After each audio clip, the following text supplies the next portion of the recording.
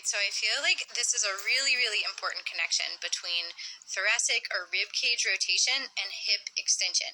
So we talk all the time about like don't hold tension in your ribs, don't grip down, or don't let your rib cage flare up in the front because it interferes with the communication between your diaphragm and your pelvic floor, and it disrupts that relationship, and it disrupts your core function and your ability to control your trunk so you have a stable base to move your arms and legs on top of.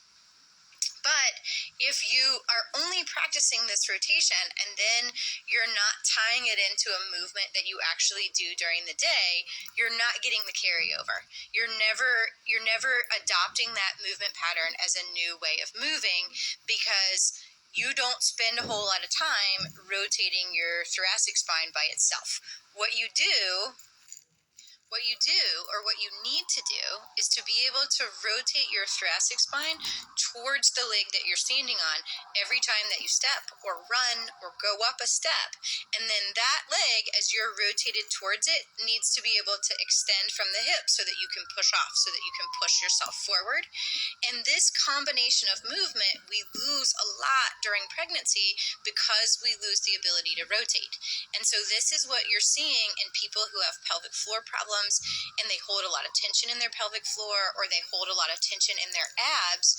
That gripping is blocking your ability to rotate because you need to lengthen on one side and shorten on the other side in order to rotate.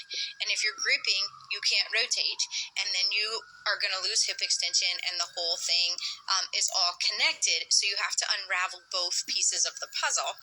And this is also what we see with diastasis recti or with the ab separation or the belly pooch, is that there's a loss of connection between the left and right sides. We don't know how to create tension across that linea alba, or we have lost the ability to create tension across the linea alba between the left side and the right side, or between the top half and the bottom half of the body.